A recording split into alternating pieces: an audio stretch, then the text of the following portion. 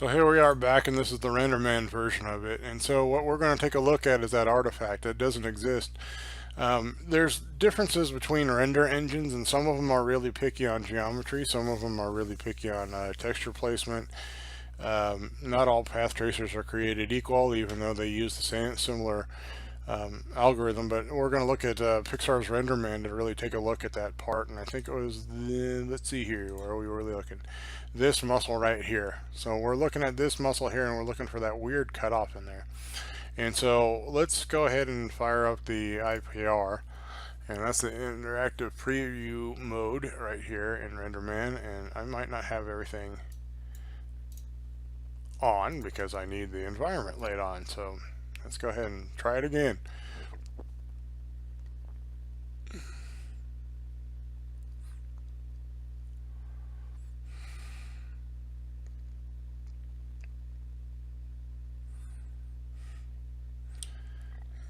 And it's a little bright. I think I have some extra lights on in this area.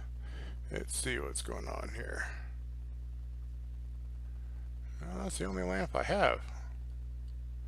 Alright. Yeah, but I think I'm using a different map. Of course, the exposure is a little bright.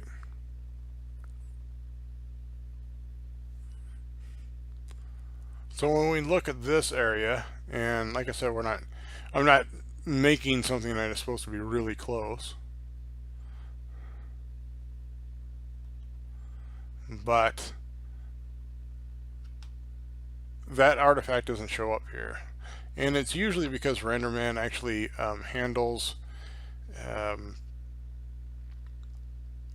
the mapping a little bit better than Cycles. There are some things that you do with a normal map, those little purple maps that I showed, that actually don't translate well in Cycles. I do like RenderMan a little bit more for its path tracing because it seems to have more shadow depth and better light fall off through here. It's just that the developer that would work on the plugin for Blender is actually left and went on to start working on AMD's ProRender, and so the support for RenderMan may be dropping off. This version of RenderMan still works nice, but they're thinking about adding on support for the GPU as well, so it would speed up renders quite a bit.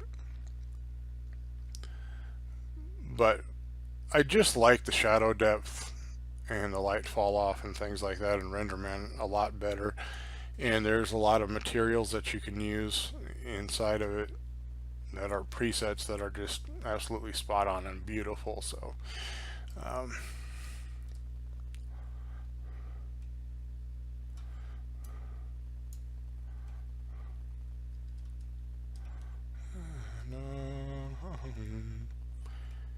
So yeah, anyway, there are some issues like this. It's not really built to work with Blender too well. Its interactivity doesn't work all that great all the time. It's usually works in Maya really well. But anyway, I like it. Comes out pretty good. Crank up the lighting a little bit, see what that does for it. So yeah, not only is it about what tools that you use to define the geometry, to bake those image maps and stuff like that, it's also about what the final render is that you're going to use. I'm still on the fence about it because Cycles does handle things relatively well, relatively quickly. Right now there is a really strong feeling of me leaning towards RenderMan just because of its quality. It's a little bit better than Cycles, and it's a little bit more predictable. But RenderMan also has its problems as well, is that it's not very predictable with certain types of geometry. Sometimes you have to tweak it a little bit so that it behaves nicely. But it's nowhere near as touchy as, say, that Radeon ProRender that I was talking about certain types of geometry either. So anyway, that's just that's just a rundown of that stuff, and I'm not even sure if this would actually show an artifact in Radeon ProRender. It just seems to be a problem with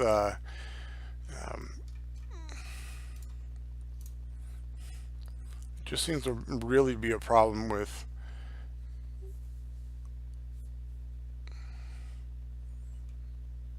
Blender and cycles. So I think, let me go ahead and, okay, it's on the surface this time. That's great. Last time I tried to do this, it wasn't. So I'm gonna, whoops, I don't want that. I want an image map. I want a, now let's get an arithmetic here. Let's just do a math thing here. I'm not going to go through all this stuff. We're going to go ahead to material output. That turns pink. That's what I'm working on.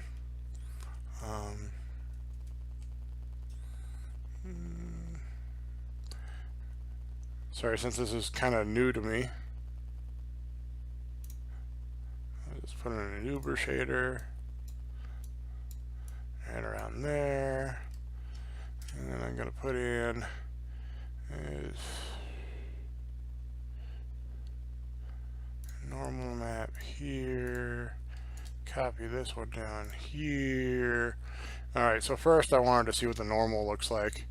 We'll put the shader here so it'll turn it back white again. I'll put the diffuse normal in here, and it says that there's a missing thing there, so let's go ahead and open the extensor pollicus brevis normal. That map goes there, and it seems to handle that pretty good. I don't see the artifact yet. That's just because I haven't added a diffuse map yet. So if we get closer, and so the extensor pollicus brevis, or pollicus brevis, however you want to say it, goes there. And I don't see an artifact there either. So I think it's just something to do with a cycles.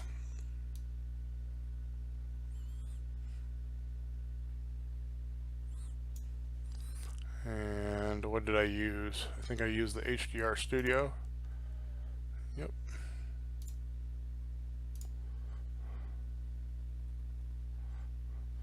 And then I will override this with a color. Bring it down so it's not too distracting.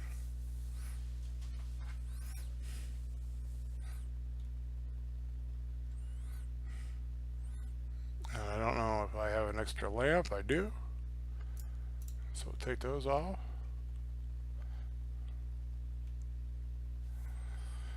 And Radeon ProRender is it does have some advantages over both cycles and RenderMan, is because it's currently OpenCL, but RenderMan is going to kind of implement their own version of that. And so that means it can use the CPU and GPU and most of the memory on your system to actually be able to render larger and larger scenes.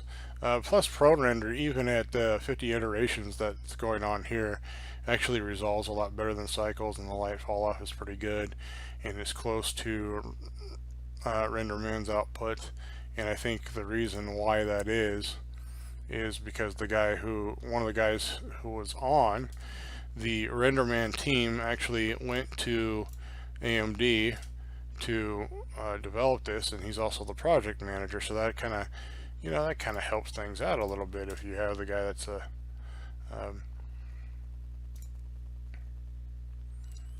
used to work on Pixar's team there for you. And the only reason why I'm building this again instead of copying and pasting is I found that there was a problem doing it that way. Which kind of ticked me off because it started making more and more instances of the same thing with the same names, and they weren't the same names, and actually weren't the same things, and it's kind of ticking me off. So this is still in a beta phase. But anyway.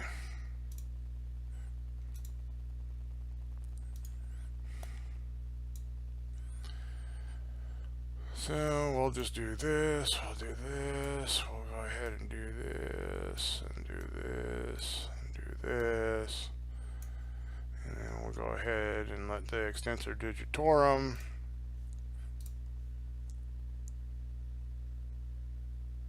base color,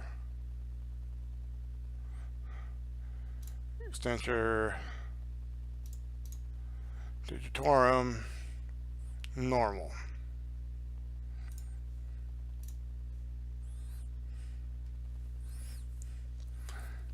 I didn't do it on the other one, but we'll do this and this. So the roughness can be anisotropic. We'll put it in as 4. Make things kind of equal here. A little bit of clear coat in that one. I didn't do it for the other one, but as you can see, it does a fairly good job. And to tell you the truth, after the first time I installed this and then I ran it, let's do this and let's go like this. So then it respects all that stuff. Clear coat may be a little strong.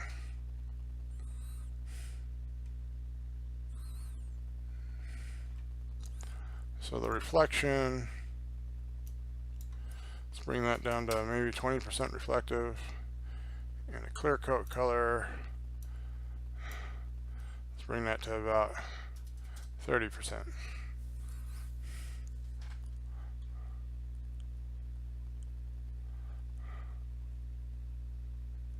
But with Radeon ProRender, basically, after installing it, it worked pretty slow, and then every time that I've actually loaded it up and tried to use it again, it's just flown. So yeah, people give it a try because it looks like it's going to be pretty promising. But you know, it's still early into development, but you're going to be able to handle much greater workloads with it. And I'll see. I have to check to see if Cycles is even going to let me do an OpenCL part with this, or if I'm locked into having the NVIDIA video card, then I'm just stuck with CUDA. You know, that would really suck. So anyway, we'll stop that there.